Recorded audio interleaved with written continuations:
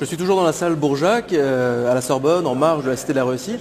Et cette fois-ci, je suis avec Stéphane Roussel. Stéphane Roussel, bonjour. Bonjour, merci de m'accueillir. Président d'SFR en France et dans le monde, président d'SFR.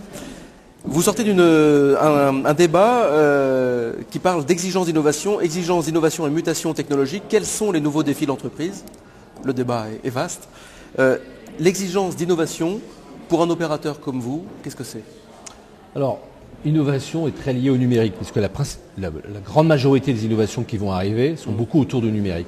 Soit il y a des industries traditionnelles qui vont devoir se mettre au numérique et d'accélérer, soit les startups en particulier, on peut dire que 80% des startups vont naître du numérique. Donc la chance qu'on a dans cette période de crise, c'est que les innovateurs, et d'ailleurs il n'y a pas de classe d'âge, on peut être innovateur dès qu'on sort de l'école, pas besoin d'attendre de gravir les échelons. Donc la numérique est une chance un peu pour tout le monde. Encore faut-il que s'organise au niveau collectif et au niveau individuel pour en faire une chance. Est-ce qu'on entre dans une nouvelle ère justement avec cette mutation technologique?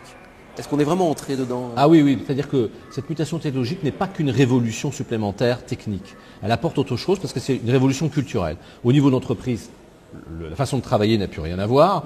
Et au niveau individuel, ça donne à chacun une nouvelle chance. Donc, d'ailleurs, c'est le propos de SFR en particulier, d'être un petit peu celui qui va jouer le rôle d'ascenseur digital. Ouais. On a l'ascenseur social, mais l'ascenseur digital, ça veut dire quoi?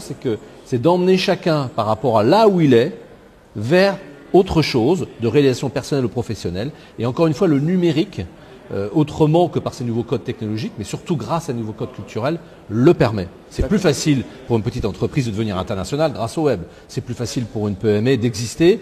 C'est plus facile grâce au cloud pour les grandes entreprises de le faire. Et au niveau individuel, c'est plus facile de se réaliser grâce au numérique. Alors du coup, on parle de digitalisation de la société.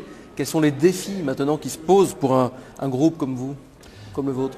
Le défi, c'est d'oublier personne en route. C'est-à-dire que de pouvoir donner, quel que soit l'étage de l'ascenseur digital dont j'ai parlé, quelque chose de plus. Donc quelqu'un qui est déjà geek, ça va être de lui dire fais de ta passion ton métier quelque part.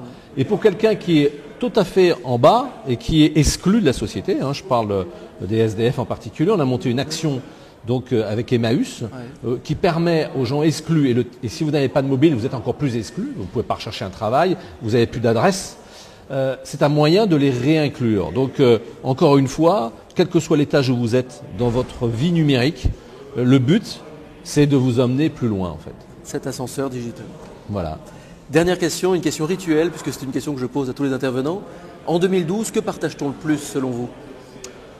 On partage le paradoxe, pour rebondir sur ce que je viens de dire. On a l'impression que plus il y a de numérique, moins c'est humain. C'est faux. C'est-à-dire que on prend l'exemple tout simplement de Facebook. C'est pas parce que le Facebook se développe que les gens n'ont plus envie de se voir. Au contraire, plus vous vous contactez par des réseaux sociaux virtuels, plus vous avez envie de vous voir. D'où les grands apéros, d'où le fait que des joueurs qui jouent en ligne ont envie un jour de se voir. Donc moi je dirais que la leçon de ça, c'est qu'il ne faut pas opposer ces deux mondes l'un à l'autre. Ils peuvent créer des liens plus facilement.